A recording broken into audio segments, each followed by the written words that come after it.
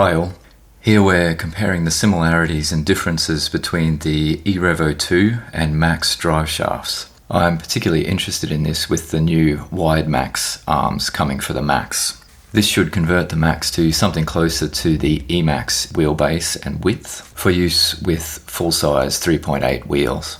Traxxas already has the wide Maxx toe links listed as part 8997, but it's too early to tell what the finished width will be and what shafts will be used. The Traxxas part number for the Maxx steel CVD kit is 8950X.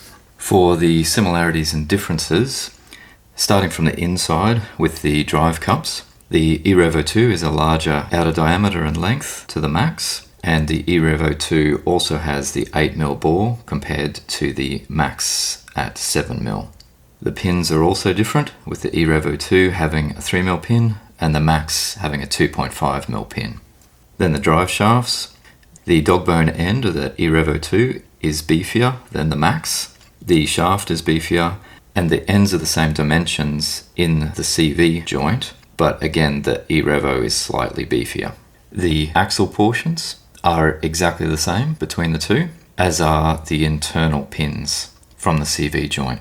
And for the bearings, the outer hub bearings are exactly the same size at 8 by 16 by 5, but there's a big difference in the inside hub bearings between the E-Revo 2 and the Maxx. The E-Revo 2 having a much more substantial bearing at 17 by 26 by 5 to the Maxx's 17 by 23 by 4. So it seems like Traxxas might have gone with the smaller outer diameter bearing to retain a bit more steering angle in the C-hub and steering knuckles. As you can see here, the parts would have had to be made larger to account for that larger outer diameter bearing, as well as having the same steering angle.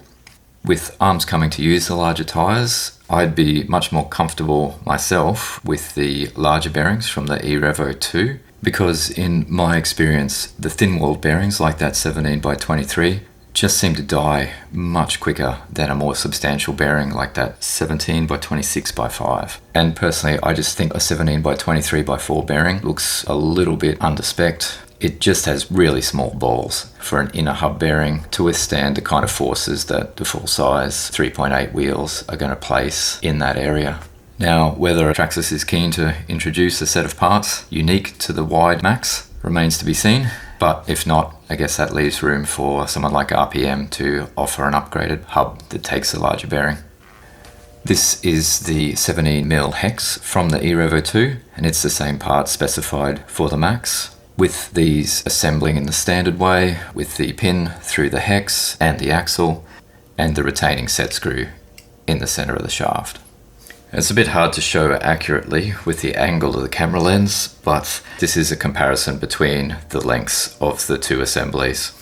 So again, it's hard with the angle, but this is to show the stock plastic shafts from the Maxx next to the longer E-Revo 2 metal shaft. The plastic shafts being slightly offset at the hub end here because the bearing for that shaft sits deeper inside the steering knuckle. And this is the amount of the Maxx inner shaft left inside the outer shaft at that length. And to me, that doesn't look like enough to run full-size 3.8 wheels. So if the wide Maxx conversion ends up, for instance, as wide as the E-Revo 2 shafts, perhaps the requirement is to run metal shafts with that wide Maxx conversion. Just as an aside, this is how one of my shafts came assembled in the packet.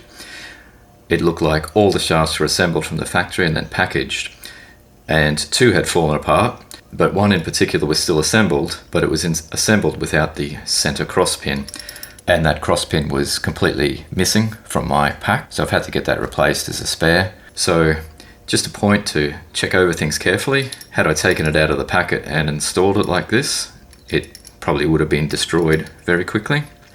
So it still remains to be seen what the actual width of the wide Maxx conversion is going to be, and whether Traxxas intends to make it compatible with the existing E-Revo 2 shafts, or whether it will require a specific length to the wide Maxx, somewhere in between the stock Maxx and the E-Revo 2.